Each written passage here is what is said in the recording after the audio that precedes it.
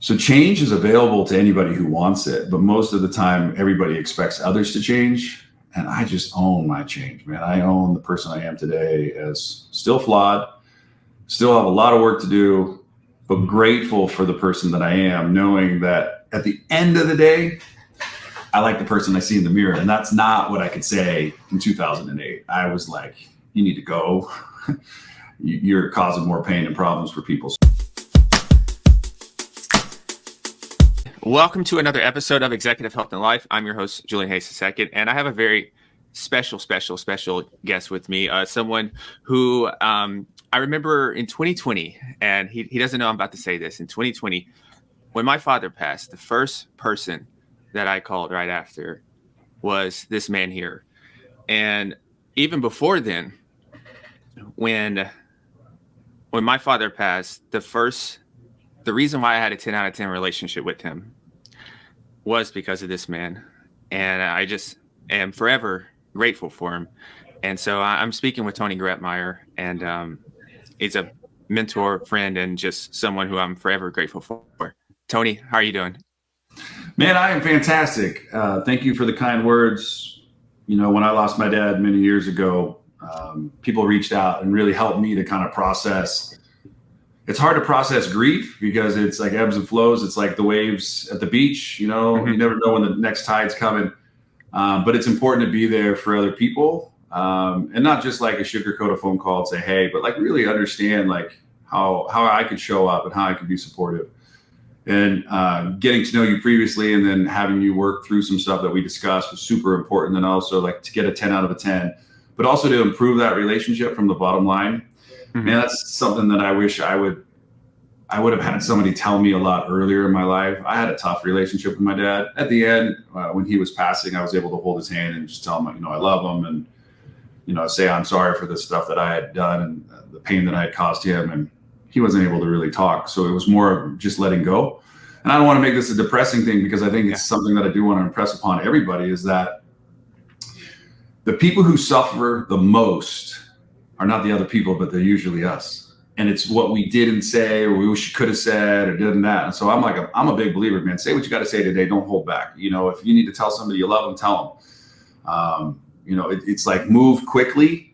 Don't move soft because you're afraid of like hurting somebody. And I'm like, I don't want to hurt anybody. But if, you know, what I have to say is offensive to you, I apologize, because it's not what my intention is. It's all about love and caring for one another and doing what I can to just show respect. But I just know, man, I until my dad passed and my youngest sat in the car with me and said, you know, what do you regret the most? I said, interviewing my dad, just like asking my dad some key questions, some things. And then life just goes crazy. And then I lost my mom. It's going to be almost 2 years this month. And I didn't get to interview my mom either. So it's like, those are the things that I live with. And so I've turned those over, and I'm forgiven and free of that. But it's still things that I wish I would have done, man. That reminds me. Absolutely. You know, that reminds me, I have a grandmother. I have both grandmothers still here, and then mom as well. And so I need to actually interview them, because that's something me and my dad talked about a little bit. And we did every Tuesday. We did get to really just have a it's a weird thing when you're in a caretaker role, because as a little boy, he's taking care of you and everything. And then you have that stage where you're a little rebellious as a teenager, but then you get a little older and it comes full circle, and you start to admire and respect him even more. And especially when you start to really learn about him and his upbringing and his story. And so it's a thing that, it's been 4 years now, and so now I think it's harder now, but it's also, I have a greater appreciation for things, and I think it's part of the thing that helps me to continue to persist and move forward, and keeps the drive going no matter what. And so I'm wondering with you, was it the moment, where did this perspective come from exactly? That do you remember the exact moment where just leading with your heart so much has come from you? Yeah, I mean, I had an upbringing. I mean, probably very similar to most people. I had my ups and downs, but the reality was I was just like, I was looking for love. My parents were, you know, working. I was home a lot by myself. There was a big part of me that felt neglected, even though that wasn't the case. It just, my parents divorced also when I was really, really young. And so I spent a lot of time trying to manipulate my parents to get back together, but that was a problem because my dad was gay and my mom was straight. And so that didn't work too well. That was in the 70s.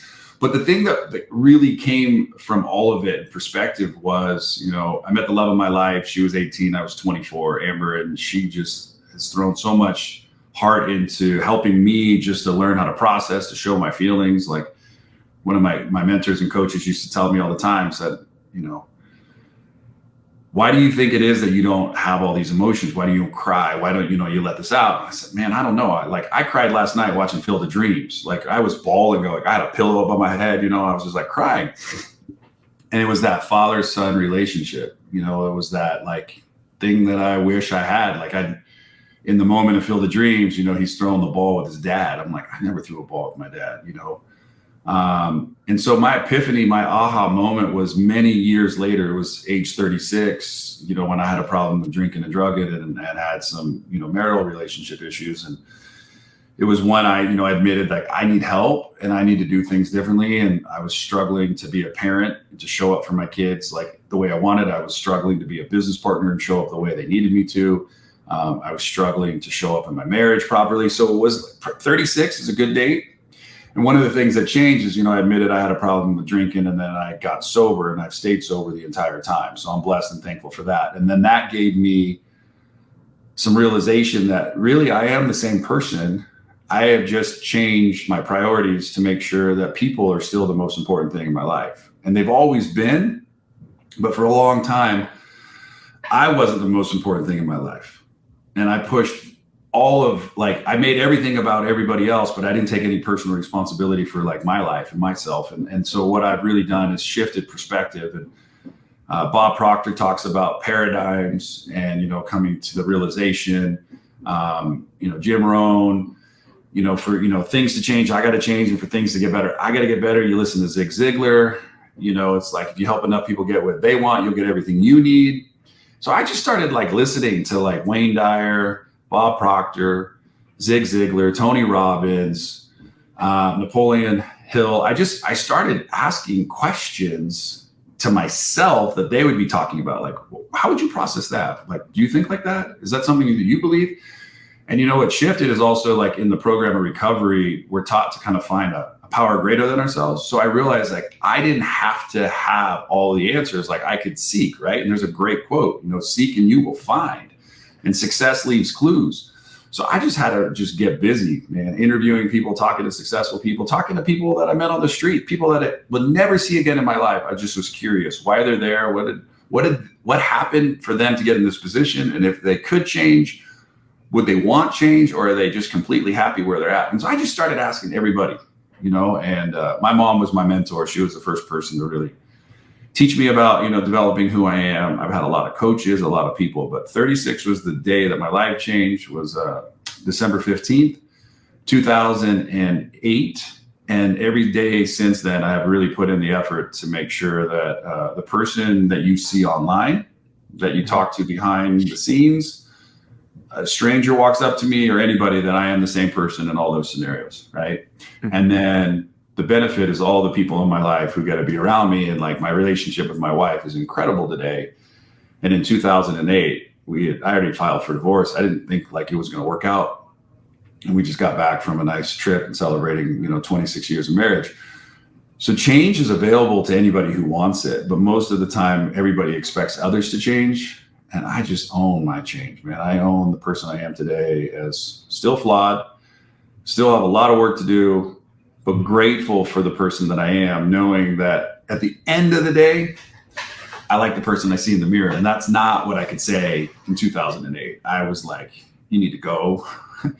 You're causing more pain and problems for people. So I think really having that paradigm shift and realizing that, if it's got to be, it's up to me. That, like, I heard that for a long time in my life.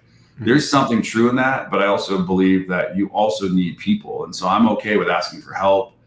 A mutual friend of ours, Vernon Foster, just had an event, and I was just talking to him on the phone this morning, and he was out for a run, and I'm like, oh, just like our friend, Julian out for a run, like you need, like, it's funny how people show up at the right time in your life to remind you, like, yeah, you need to go work out, And so I'm just grateful for like you, Julian, like for just having a podcast, for the time you put in as a writer, for the time you put in as a caregiver, this is the person that you show up and always willing to grow. And that reminds me that I'm on the right path, talking to the right people, because I want to be around people who want to get better as humans.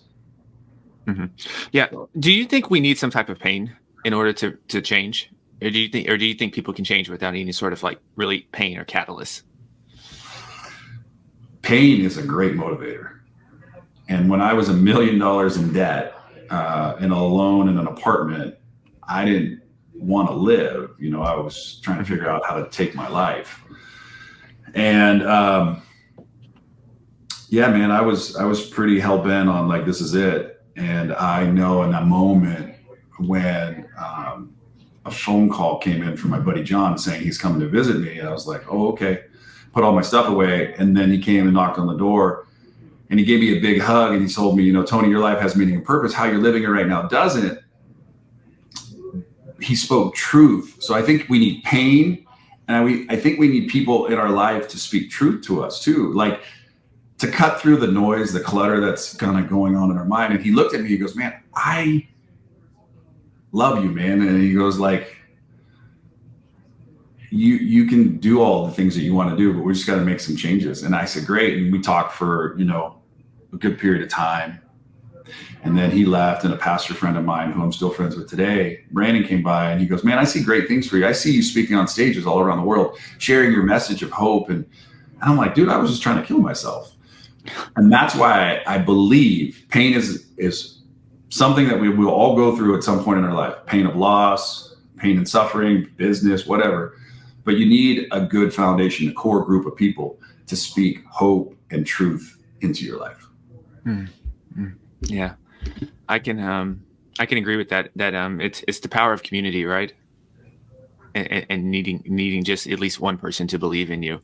It sounds like that you during this whole time around 36, you started to find the meaning of your life, and that can seem like a huge thing. And so I'm sure at times people come to you and say, Tony, I feel lost, or I'm just in a haze. How do you I guess go about helping them or recommending some things that they can do to start maybe finding themselves more meaning of life, a purpose, something similar like that? Great question.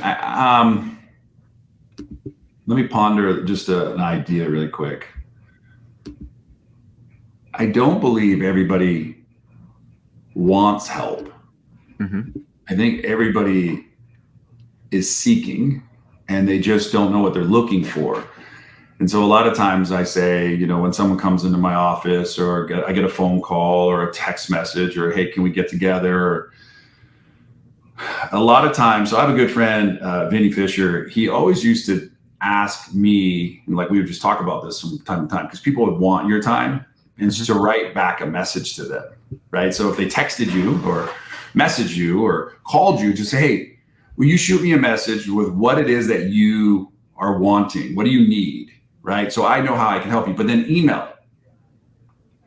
So what would happen is like they would stop asking and start thinking about what is it that they really want to have this conversation about. Do they just need somebody to just talk to, a soundboard? That's awesome.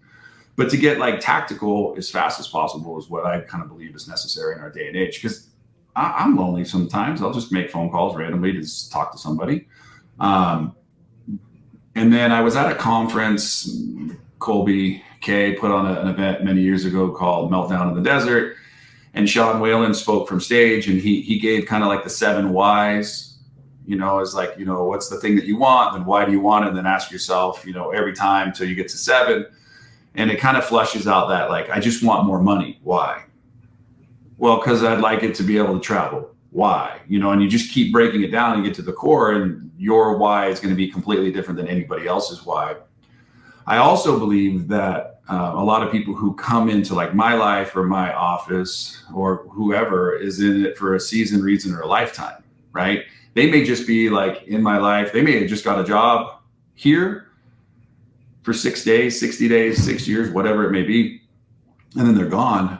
And it's like, what did they teach me? What did I learn in that period of time, right? And so I also don't like to give advice. I like to give suggestions. So I always ask, like, are you open to a suggestion?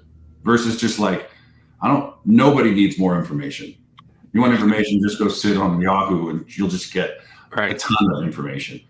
I want tactical things that I can do to like change my life. So give you a case scenario. I moved 3 years ago during kind of like the pandemic everybody went through, and I ended up buying a piece of property with my wife out in the country.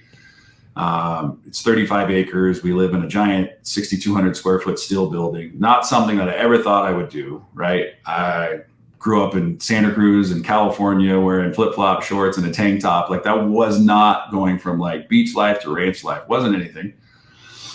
But I was like, all right, cool, let's do it. Like, so some people, ride horses and rope bulls. I said, well, I'm not going to do any of those things. So why don't I get a side-by-side or a zero turn or a tractor and I'll figure it out. And so I remember one day I was like on my zero turn. It's just a mower that you have like handles going back and forth. And, you see a lot of people doing yard work, commercially use them. And I'm just ripping down my property. I got my headphones on. I'm singing, I'm laughing, I'm having a good time. And I just 360 this thing by accident. I just turned this and I rip all the wiring out of my gate. Like literally I have an electric gate that, opens and closes. And I just ripped all of the panel, instrument, everything out. And I was like, oh, crap. Like, look what I did. And I just picked up the phone and I just called my buddy, who was the neighbor that's, just a couple houses up. I said, by any chance, could you come and help me? I think I need some duct tape. He just came running over basically. And he got duct tape. And like 15 minutes later, we fixed it all. And that's always been something that stuck with me in the last couple of years. It was like, just be willing to ask people who know how to solve the problem that you have. Just be willing to ask those people. And my wife even commented just recently when we were on our trip to Europe. She's like, man, I don't know. You just like ask for what you want. I'm like, yeah. What are you going to ask for what you don't want? I'm like, I want to ask for what I need. And so I try to tell people when I meet with them and suggest things, I'm like, what is it that you want? And take a little bit of like the Sean Whalen thing is like, so if you got that thing, what would change in your life? Like, just think about that. What would change if you got what you were asking for? And a lot of times people don't know why. They just feel compelled that that's what they think because maybe they saw it or heard it or read it, that that's what they want for themselves. And I'm like, just because you have more doesn't make it right. Like, just because, I give you more money, it's not going to fix and solve all your problems, right? It may not buy you happiness. It might buy you out of debt, So I got to be really, really careful when I meet with people. So I have people come in and say, hey, I have a problem drinking, or my girlfriend or my mom has to drink. And I'm like, time out. You have a problem? We can talk about that. They have a problem? They're not in the room. So let's not talk about them. If I can give you some suggestions on what you can make as suggestions for them, but like, I want to talk to you because you're the one who has a problem. I want to work on you. And I always tell people I'm not a doctor. I'm not a licensed therapist. I'm just somebody who's lived life, and I got 51 years of it to experience my strength and my hope and share it with you. And if you want that, then ask away. And then the last thing I'll say on this, Julian, too, which is a really, really helpful thing. Most people seek counsel from a lot of people for the same problem. And I've equated it, and I heard the term a long time ago, it stuck with me. Don't be a person like that. Don't be an asshole, because it's like you get too much input around the scenario. Now you're back at starting at zero and you are confused at what you do. I like to move quickly. Like if a ditch needs to be dug today, am I going to wait a week? Well, what could happen in a week? It could get way hotter. It could dry out the ground. It could make it twice as hard to do, but I could ditch. I could dig it today. Right. And so I just don't be an asshole. Don't ask so many people. Just find somebody that has the results you want and be bold and brave and go ask them, hey, do you have 5 minutes? Can I buy you a cup of coffee? Can we sit down and just talk about something that's really concerning and bothering me? And I really value who you are and I love your perspective. And if you're busy today, could you find time tomorrow or this week? Because it's something that I'm really needing counsel on. And I know that it's something that you probably can help me solve because I've seen you go through it. I just love some insight. Right. And so you got that person's buy-in by how you asked. Yeah. I'm curious, what do you think is the reason why people don't ask for what they want or ask for help, and almost in turn just silently suffer a little bit? Do you think it's sometimes, in maybe from a professional standpoint, it's a fear of failure, a vulnerability issue, a self-esteem issue? What do you think? Well, I did a education seminar multiple times, and I stepped off stage with this statement: I spent a lifetime trying to look good to avoid looking bad. Does that solve that? Yeah. So also, I think people don't know what they don't know, and so they don't believe that there is a way out. And I love like Albert Einstein and a lot of people that said, like the same thinking that got you into the mess probably won't get you out of the mess. Mm-hmm. But if you're not thinking, how do you know that you even have a problem? Do you think every drug addict wants to quit? No, they're hooked, and they probably don't know how to get out of it. Like, when I was addicted to, on a weekend of, 90 like Vicodin, I didn't think there was anything wrong with it. I was just looking for my next, 90 pills, right? And I didn't know how to stop. And you hear everybody when they, get off of substances, they have DTs and they have trauma and they have withdrawals. And I was like, it's life or death. Like when I wanted to get clean, I just said, hey, it's time. And I put everything down. Right. So I think it's for different people. I think it's, everybody's going to go through it just a little differently. Mm-hmm. Now, when you were dealing with those addictions, it was giving you some type of feeling, I suppose.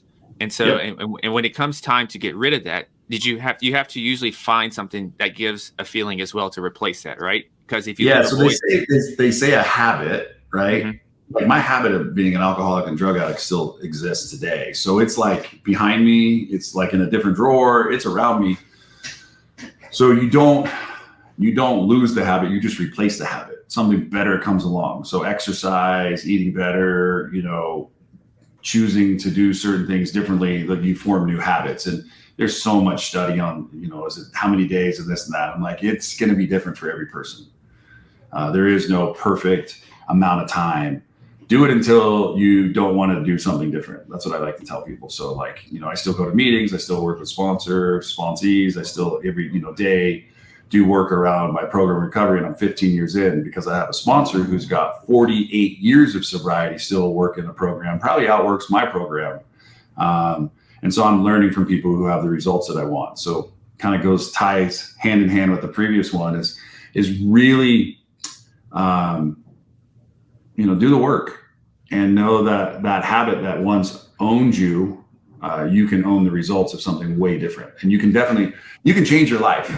And people often wait to change their life, so whatever day this is, you wait, like, I'll do it like next weekend. I'm like, why wouldn't you start today? It's because it's just a habit that you've been good at, like hitting the snooze bar in the morning.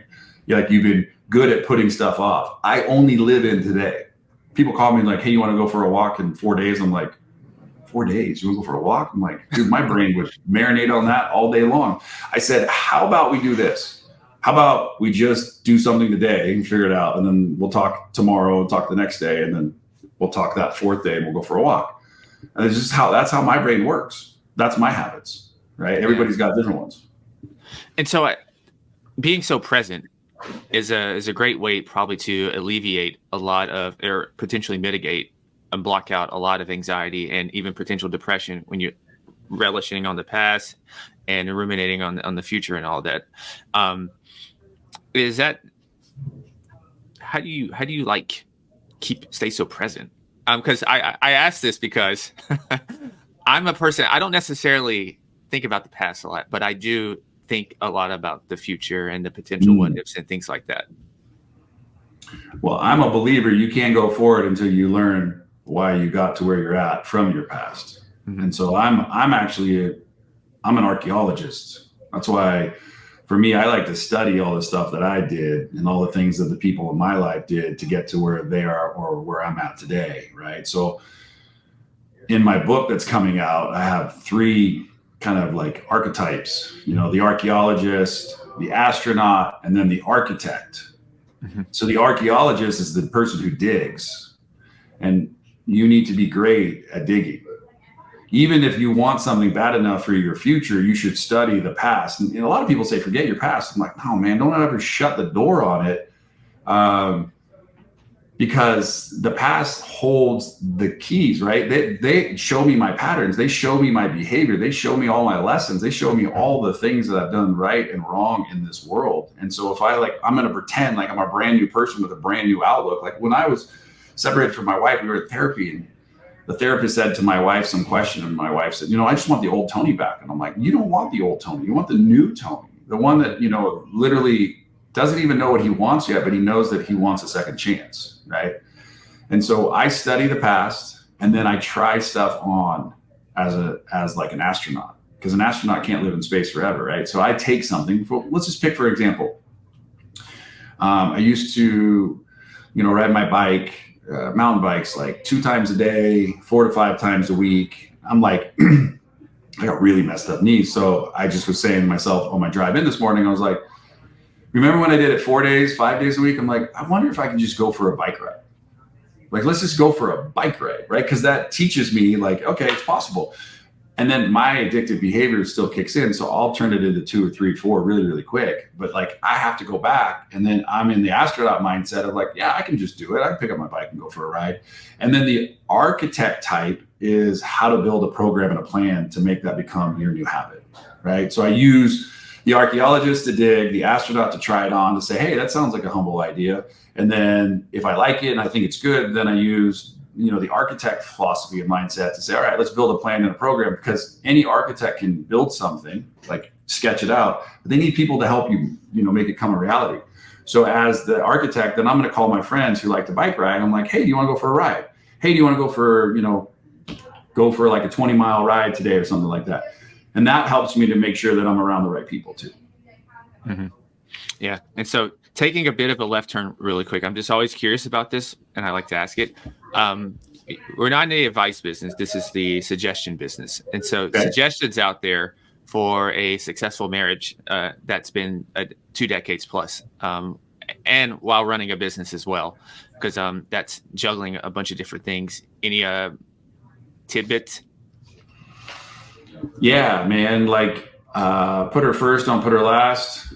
So my top 5 looks like this. So for me, it's God, my program of recovery, my wife, my children, my friends and my family, and my business is 5.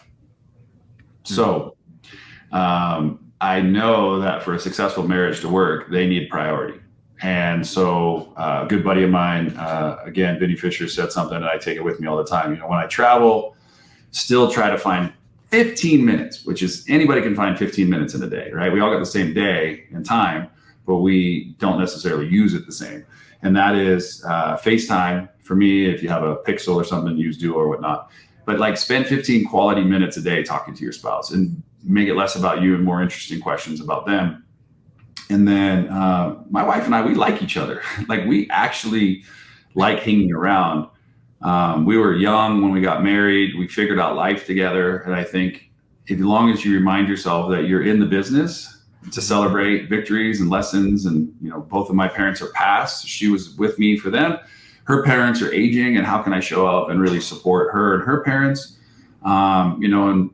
And just learn that your partner has a lot to help you with if you be willing to have the conversations. Also, when we go places, my wife and I are just happy being together. But here's my thought process, right?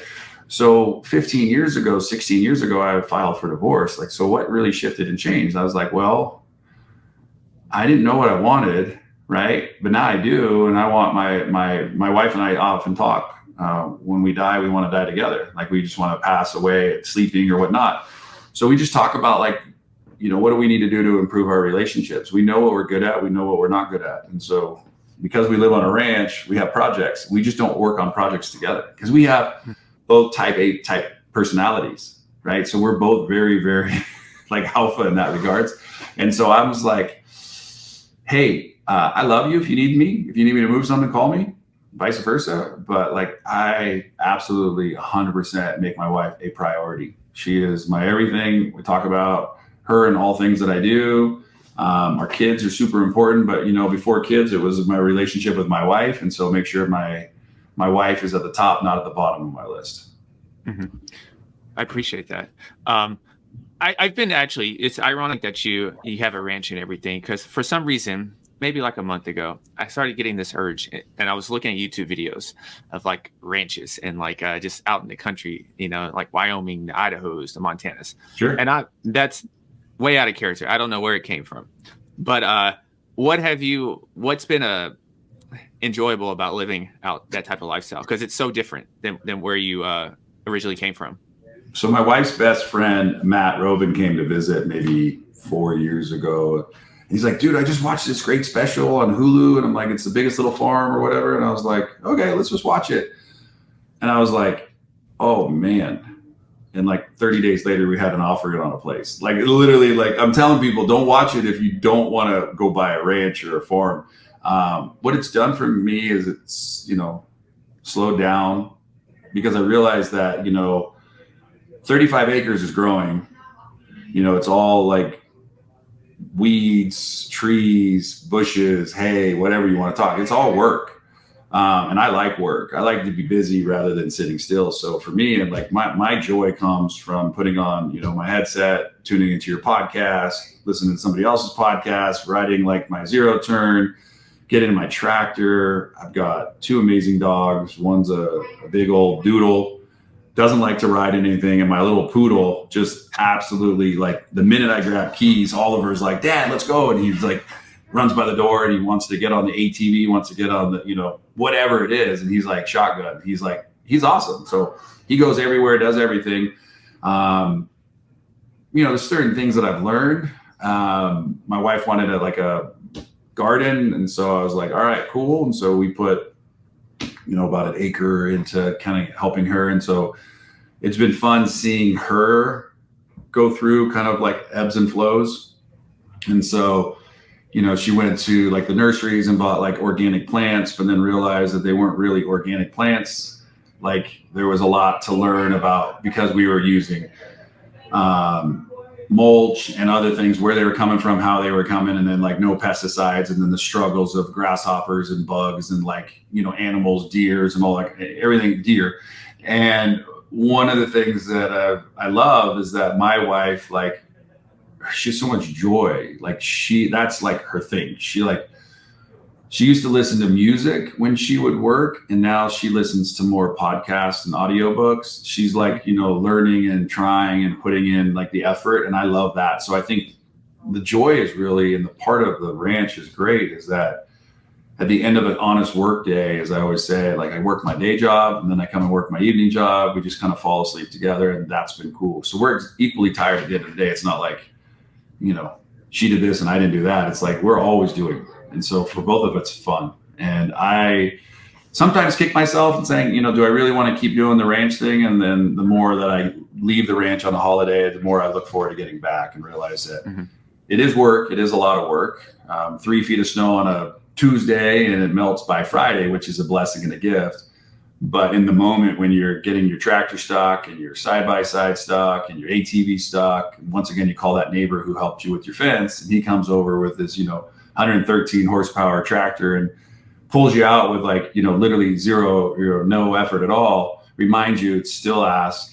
People are willing to help. And that's what I like about the ranch life, is my neighbors are willing to help. And I'm not saying your neighbor where you live isn't, but the neighbors out there, that's what they have to do to survive. They have to.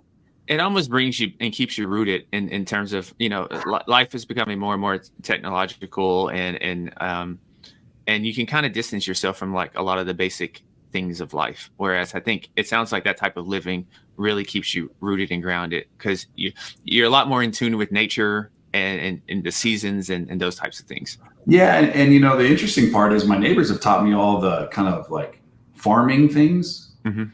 And I've taught them all the technical things, right? So none of them had anything other than like a 2 megabyte like connection. They all like Hughes, and it was satellite, and they didn't know how to get any internet. And they're like, I'm like, okay. So I'm like a geek at heart. So I like figured out I have, 2 internet connections, both, kind of satellite type systems. And I'm beaming around my property internet to open gates and security systems and all that kind of stuff. And they're like, well, can you come over and help us do that on ours? And I was like, sure. And so I've been able to teach them stuff and they've been able to teach me stuff. And so that's what I keep going back to like Western days or like olden times where like you barter, right? You do something, they do something. And that's kind of what I feel like. I've been able to help my neighbors to do stuff and they've been able to teach me stuff, and it's awesome. And I've always had older friends too in my life. I've always had, older people that I look up to. And they're a few years older than me, and they're all willing to be helpful. And then it's been great for me to teach my younger friends who are getting into like ranch life or farming and like, things that they can do. And so it's fun to be able to just pass on what I'm learning and help others. Yeah. Well, I got a few more years before I think I make the move for. But I would tell you, man, that the easier thing to do in this day and age is keep doing what you're doing. Here's a suggestion. Open to a suggestion? Absolutely. Cool. Dream as much as you're dreaming now. Kick it into overdrive a little bit and find some specific things that you would want. Like one regret that I have on our property is we don't have a lot of water flowing through it. And so I'm working on trying to build a big old giant pond and kind of like blend it into the landscape so it feels like it's a part of it. So that's something that my wife and I are talking about. So I would like go play. There's a great country song, Buy Dirt. They're not making any more of it. So if you can just like go on to, there's like a lot of farming and land websites that are away from like Zillow and that. And you can go a little deeper into your searches and find property that is going to be foreclosed on that you could literally get for really inexpensive. And, don't buy, if you can and you can afford it, don't do anything less than 5 acres if you're going to get property. I know a lot of people go like 1 acre, but you can just do a lot, man, with some acreage. And I'm just like, go play on websites and just search and then just pick geographic areas. And then if you're looking to say like, hey, I just want to go take a trip, go visit those areas for like a weekend and just say, could I stay here? Could I live here? Maybe rent a car and go drive by where some of these properties are. Just look.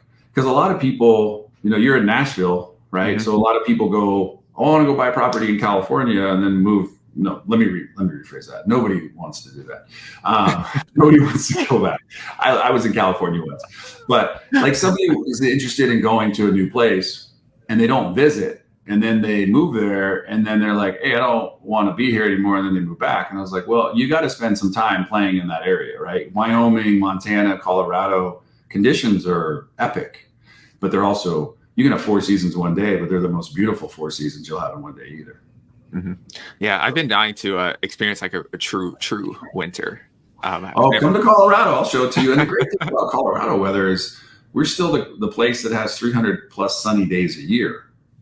So we the sun comes out even though it dumped. Like the sun is out. I mean, it is like it is gorgeous. And when we moved here like 14 years ago or whatnot, I was like, man, it is interesting. Like the weather is like, right now we're in like the rest of our kind of monsoon, we call it. It's like we get like 100 degrees and then it cools off to like 65, 70. And last night it was like 72 in my house and it was 68 outside and I had the window open all night. I was like, that's cool. But if you would have waited a week earlier, it would have been like 60, like 70 in my house and 89 outside. So like, it's so interesting here just how it shifts, and we're not getting winter for 4 more months, so we're still in the thick of it. So it's crazy. That's interesting. And so when you brought up the point of dreaming, and that's something that a lot of entrepreneurs and founders are often recommended to do as well, especially when you're at the very beginning and all you do have is that thing that exists in your head. Knowing what you know now, 2+ decades into ShipOffers, what would you, if you could go back and recommend Tony at the beginning in terms of his entrepreneurial endeavor, what would you recommend to him? Personal development. I wish I would have known that fast and earlier in my life. There's a great quote from Dottie Barreto. It says, dream, big dreams, small dreams have no magic. She passed a long time ago. Her son, BK, is a great guy. And I'm grateful for some stuff that I got to do with him at a period of time in my life. And I got to meet Bob Proctor through that.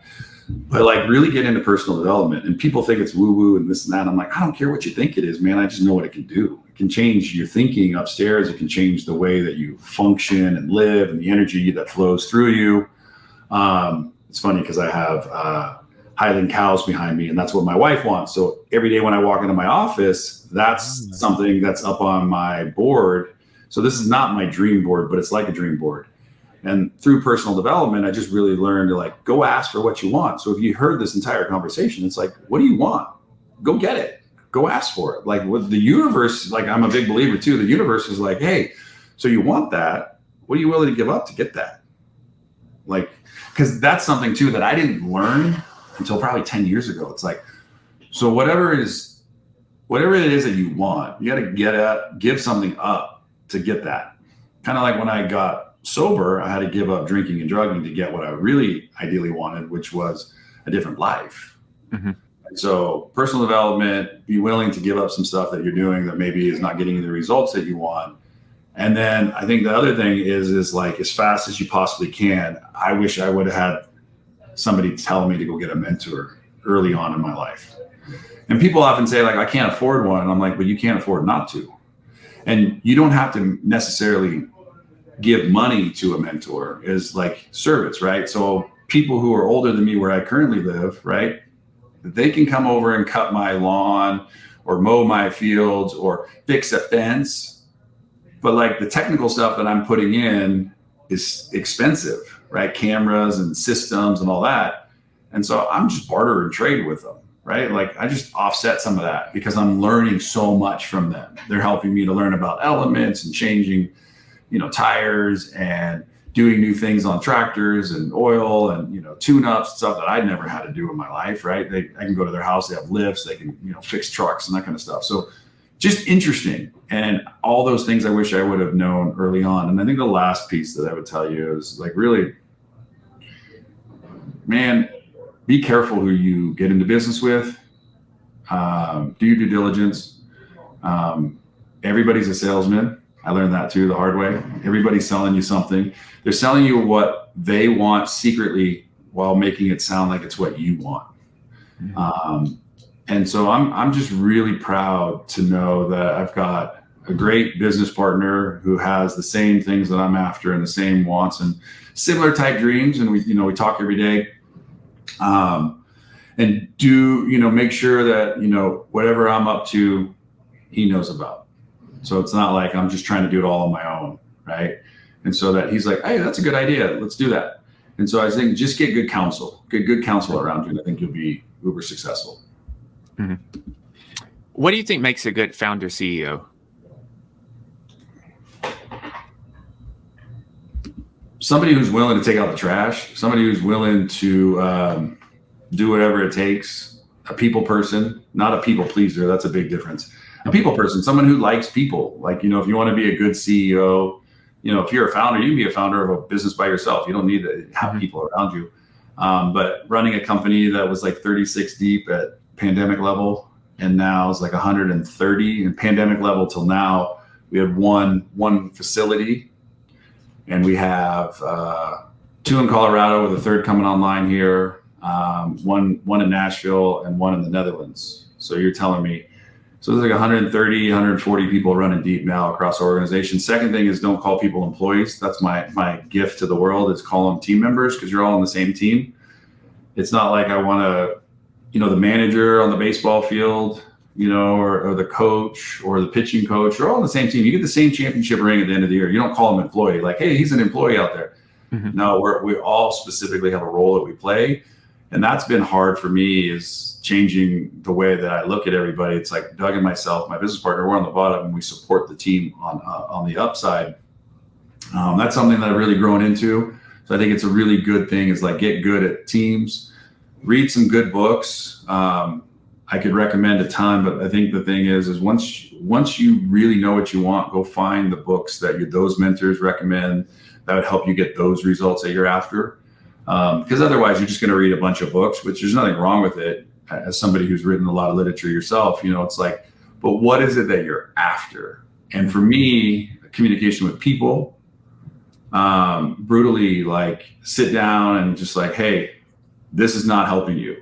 Like, you got to be bold. You cannot be like somebody who's a little bit shy and timid and hope that they're going to understand. And have, for me, I have an amazing leadership team underneath me, but they're all relationships more or less that I went out and found at different places, from, dentist office to working in a mall, working in network marketing, working in pharmaceutical industry, tech people that worked for like the government at one time. Is like, and I mentor and coach, and I ask the same out of, if I'm going to coach and mentor you, you better expect that I'm being coached and mentored myself, right? Like, and a lot of times the gurus that we like to look up to, they're not being coached and mentored. They kind of reach their pinnacle.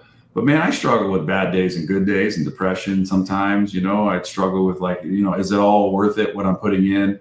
Some days I'm like, hey, we're doing great. Should we keep pushing the pedal to the gas, or should we take a pause for the cause? Should we just relax a little bit? I don't want to coast because I don't want to do that at anywhere in my life, but I'm like, is it worth it? Go from a $36 million a year company to a $100 million a year company. I'm like, do you want to keep pushing, because it does age you. Like some of the sun that you see on my forehead is from, working. But, the reality is I think you just have to really figure out what is it that you want.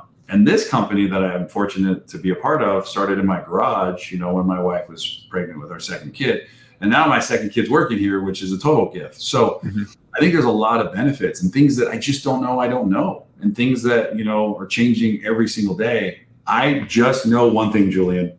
People like you come into my life for what? A season, reason, or a lifetime. And I got to be good at pouring into people like you, because it helps me pour into people who are helping me with the dreams that I've got around here, right? So you got to be good at communicating, and you got to tell people what you want. And you got to help others get what they want. And I truly believe you'll be successful if you do that. And you got to always follow the money. The money never lies. The money always tells you the truth. What's the thing that keeps you growing and keeping the pedal to the metal? I'm young, man. 51.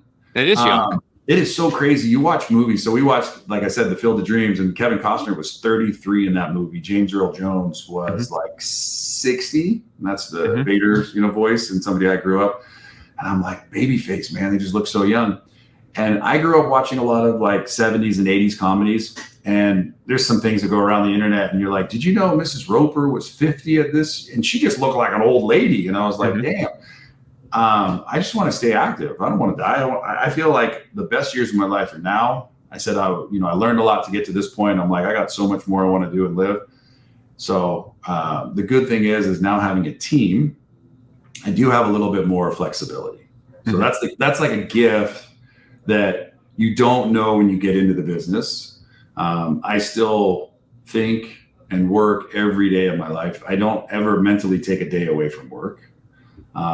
So it's interesting for me is like, I look at what you're up to and the things that you're wanting to build and achieve and all of that. And I was like, man, let's go. Like, don't wait till you're 50 like me. Like, go do it now. Like, what is it that you need? You need more money? Okay, cool. What do you need to do to get more profitable? What do you need to become more valuable, as Jim Rohn talks about, in the marketplace? What are the things that you need to do today, for your services to reach more people? It's like, podcasting is awesome. Video is awesome. But it all comes down to reach, because you can have the best podcast, the best looking, video show, but if like nobody sees it, it doesn't, it's fun. It was a good exercise. But what do you need to do to get distribution, pick up, like momentum? Like, that's the stuff that I tell everybody. I was like, go figure that out. And I think the rest will begin to take care of itself. Yeah. And one of the last questions here is, what has you excited about the rest of the year? What's that one or two things that has you most excited? Man, I'm excited. So look, we have a 25,000 square foot facility that we have, like 22,000 of it is a warehouse, and like about 3 is our office. We've got a lot of people in here. And my business partner and I said, I think we need more space. And we agreed, and we found a building literally on the same street, just like 3 driveways down. It's 13,000 square feet. And so I'm excited about that. We should hopefully be able to move in about 30 days. We're under construction right now. I'm excited about the Netherlands and the growth that we're seeing there. Excited about, getting something started in Brazil. So we're going to take 2 more trips this year. I'm excited about kind of where we're going as a company, and also staying true to who we are and how we show up in an industry everybody's after the almighty dollar, and they'll say what they need to say to get you to buy. And I'm a big believer. I'm like, just do what you say you're going to do and do it amazing. And when you make a mistake, clean up your mess and help people get everything. Even if they never buy from you, help them find what it is that they need to solve their problems, and just keep doing more of what we do. And it's going to be amazing, man. I'm beyond excited about where we're going. But the most important thing is I'm really excited, and I was looking forward to this conversation with you, Julian, knowing you for a long time and seeing what you're up to. And so I thank you today for just giving me the gift to be here with you and to share a little bit of my insight. And it doesn't mean that I have it all figured out. It just means that I'm willing to try today to do better. And I really just look forward to, hopefully one person hears this and maybe has a question and can reach out, because that to me is the ultimate, marker for me, is if I said or did something that landed with somebody, like reach out, because I'm a big believer and preacher in like, raise your hand. You were trained to do that when you were a kid, in elementary, if you needed something, you asked. And then as you got older in life, you stopped raising your hand. And I'm like, raise your hand and ask for what you want. You got one life. Why don't you get what that thing is that you want? Put in the effort, put in the time, don't quit no matter what. Something, happens in your life, just remember it's happening for a specific reason. And it may be something in the moment you don't know about, but don't give up and call people who can walk through it with you. We're all going to go through pain, but I promise you, you're going to have one thing, if you get out of this message, is all the days that you've gone through in your life that have been up and down until this point, you made it. You got through it. So we can work and get through anything if you never quit, period. I love that. And the last question here is, if someone comes up to you at a cafe and they asked you, what are 1 to 3 things I can start doing now to be more fulfilled while building the life and business of my dreams today? What would you tell them? Laugh more. I wish I would have laughed more, because laughter is like such a cure for just everything going on in your life. 2 is, what is it that you want to do? Right? Like, so maybe just three categories of, job industries. Maybe you're a traveling salesperson. Maybe you're a medical doctor. Maybe you're a lawyer and you're just like, I don't want to do any of those things anymore. But there's a skill that you had in all of those, right? And if you can figure out what that is, what would you like to do? And, our society laughs at people. They're like, oh, I want to open a restaurant. Or, I want to opening a catering business. I'm like, why would I ever want to laugh at somebody? Like, who am I to know your potential? So I just want to hold up a mirror to that person asking me in the cafe what I want. I say, I don't know, tell me what you want. And then just echo what it is that they want, and let's make that happen. Like, so, and then the third thing is like, I'll always give you my number. My number is like, it's my number. Call me. And so I just say, make myself available. And I'm going to say it because it just happened last week to me. I was at a country gas station where I live, and there's no stoplights in the town. So it's like this little stop. And I walk in, and this lady's like, seeing me every Monday. And she's like, oh, I'm leaving today, Tony. And I was like, oh, where are you going? She's like, oh, I have kids, and I don't have any help for my 4-year-old twins. I said, oh, okay. I said, what are you going to do? She's like, I don't know. I have a pretty good following on social media, and I want to keep selling my cookbooks. And I just started talking to her, and I was like, oh, okay. And I don't know, right? I don't know what a pretty good following is. And I said, so what does that look like for you? And she goes, well, my last video I put out yesterday did 1 million views. And I was like, whoa. I said, how many followers do you have? She's like, oh, I got like 200,000. And I'm like, oh, you don't need to be worried. You just need to find the right people to help you and do more of what you're doing already. Like, that's great. And I was just like an encourager. And that just reminded me, man, I think sometimes we just need encouragement. We don't need to do anything. Like, we all have so much damn potential. We're not limited by anything. Like, I've seen people who are handicapped have more energy and excitement and potential than people who have every part of their body together. And so I just think it's like, come up to me or come up to anybody, but be willing to be into action as fast as you can if you talk to me, because that's what I'm going to make sure that you are. Getting into action, not just into conversation, just about whatever. Be specific, and let's go figure out how to make you have that come true. And that's an awesome way to put a wrap on this conversation. Tony, where can we keep up with you and everything?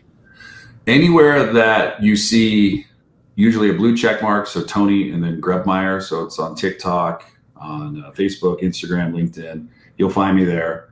My website's the same, TonyGrebmeier.com. Anywhere I can be of service, shoot me a message, fill out a form, I answer it. I'd love to be supportive for you and cheer you on in your journey, just like with Julian, man. Like, got an introduction to me and we started talking, and it's been years and we still communicate. And sometimes we talk, several times a month, and sometimes we'll talk several times a year. But the reality is we pick up the phone just like it was yesterday that we were just talking. So those are the things that are super important to me. So just reach out. I'll be happy to do the same.